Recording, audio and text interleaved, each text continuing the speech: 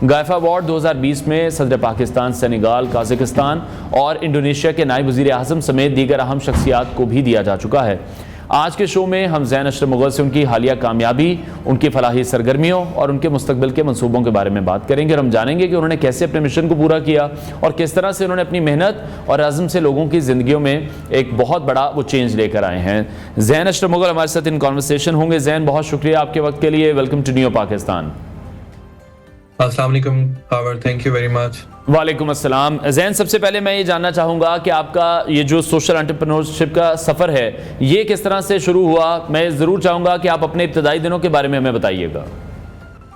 جی بالکل، بیسیکلی جو ہی پاکستان میں ہم دیکھتے تھے کہ پاکستان کا شمار ان ملکوں میں ہے جہاں پہ لوگ ٹیکسز سے زیادہ چیریٹی کرتے ہیں مگر پھر رہ رہی ہے، تو ہمیشہ ذہن میں دل میں سوال ہی اٹھتا تھا کیا وہ ایسی بات ہے جو ہم غلط کر رہے ہیں اور صحیح لوگوں تک، ان کو مستحق لوگوں تک ان کا حق نہیں پہنچ رہا یا زندگیاں اصل طریقے سے ٹرانسفارم نہیں ہو رہی۔ تو اس لیے ہم نے جب ریسرچ کی تو پتہ چلا کہ مائیکرو فائنانس ایک بہت وائٹل رول پلے کرتا ہے، بٹ انفارچونیٹلی مائیکرو فائنانسنگ کو ایکسپلوئٹ کیا جا رہا تھا۔ جو انسان کاروبار کرنا چاہتا ہے اس کو قرض حسنہ کی شکل میں یا مائیکرو فائنانس کیا جاتا ہے کیش کی صورت میں، اور 38% سود پہ لون دیا جاتا ہے۔ وہ آدمی پیسے لیتا ہے اور اپنے پیسے اپنی بچی کے علاج پہ، انفورسنگ سرکمسٹانسز پہ یا کوئی چیز خریدنے پہ لگا دیتا ہے، اور اگلے دن ایک اور ادارے سے قرضہ لے لیتا ہے، تو وہ ڈبل انڈیٹڈ ہو جاتا تھا۔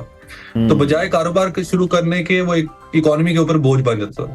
تو وی تھاٹ کہ ہم ایک ایسا پلیٹ فارم لانچ کریں جو پاکستان کا پہلا interest free non profit crowd funding platform ہے، جس کے ساتھ ہم نے اسلامک پریکٹسز کو مد نظر رکھتے ہوئے انٹرسٹ فری مائیکرو فائنانسنگ کو کلب کر دیا اور یہ پلیٹ فارم لانچ کیا سیڈ آؤٹ کے نام سے۔ تو سیڈ آؤٹ بیسیکلی غربت کی لکیر کے نیچے رہنے والے لوگوں کو ہینڈ پک کرتا ہے جو کاروبار کرنے کی خواہش رکھتے ہیں، اور ان کو ویریفائی کرتا ہے 7 لیولز پہ۔ اس کے بعد اس کو پبلش کر دیا جاتا ہے on line crowd funding plate form میں، اور مارکیٹ کرتے ہیں پوری دنیا میں، اور ان کے پروجیکٹ فنڈ کروائے جاتے ہیں۔ جیسے ہی ان کے پروجیکٹ فنڈ ہو جاتے ہیں 100%، تو rather than giving them hard cash، پورا بزنس اسٹیبلش اور ایگزیکیوٹ کر کے دیتے ہیں along with capacity building and training، making sure کہ ڈونر کا دیا ہوا پیسہ صحیح جگہ پہ استعمال ہو، اور ان کو کانٹیکٹ ڈیٹیل، انفارمیشن، ایڈریس اور جیو میپنگ لوکیشن تک بھجوا دی جاتے تاکہ transparency through out the stages رہے۔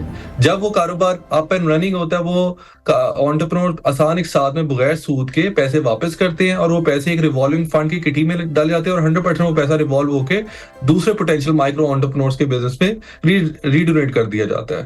تو یہ ایک بڑا خوبصورت ویلتھ کریشن کا ماڈل ہے جو بنایا گیا 11 سال پہلے، اور الحمدللہ ہم نے 3000 خاندانوں کو اپنا کاروبار شروع کروا کے دیا، اور تقریباً 6000 سے زیادہ بچے جو اسکول سے باہر تھے وہ اسکول جانا شروع ہو گئے اس پلیٹ فارم کے ذریعے۔ ٹھیک ہے زین، اچھا یہ بھی میں چاہوں گا آپ ہمیں بتائیں کہ یہ فلاحی تنظیم کا آغاز کس طرح سے ہوا، کیسے یہ خیال آیا، کس چیز نے آپ کو اس راستے پر چلنے کی ترغیب دی؟ جس طرح سے آپ بتا رہے ہیں یقینی طور پر ایک بہت بڑا نمبر ہے، جیسے کہ آپ کی تنظیم نے 6000 بچوں کو اسکول بھیجا ہے، 3000 افراد کو کاروبار قائم کرنے میں مدد فراہم کی ہے، تو یہ تقریباً 9000 10,000 خاندان بنتے ہیں جن کا خیال آپ نے رکھا ہے۔ بالکل، اور یہ پاکستان کی ذرائع مبادلہ میں 2.25 ارب کے قریب پیسے اکانومی میں انجیکٹ کرتا ہے سالانہ یہ 3000 خاندان۔ جی آپ نے بات کی کہ کیسے خیال ہے، بیسیکلی جب میں چھوٹا تھا ہمیشہ دیکھتا تھا کہ والدہ کے پاس بہت ساری خواتین آتی تھیں اور وہ دستک دیتی تھیں اور وہ کچھ پیسے لے کے جاتی تھیں، تو میں ہمیشہ یہ سوال ذہن میں اٹھتا اور میں ان سے بھی پوچھتا کہ کیا وجہ ہے کہ ہم وہی چہرے بار بار اپنے دروازوں پہ دیکھتے ہیں اور وہی لوگ بار بار آتے ہیں، تو کیوں نہ جیسے قرآن میں کہا گیا کہ لوگوں کی ایسی مدد کریں کہ وہ لینے والے نہیں بلکہ دینے والے کے صف میں کھڑے ہوں۔ تو یو کی not help someone but everyone can help someone۔ تو جو کلیکٹیولی کراؤڈ فنڈنگ کا ماڈل ہے وہ اصل اسلام کی اصل دینی تعلیم ہے کہ ہم کسی کو اتنا امپاور کر دیں کہ وہ زکوٰۃ کی صف سے نکل کے بلکہ دینے والی صف میں کھڑا ہو جائے۔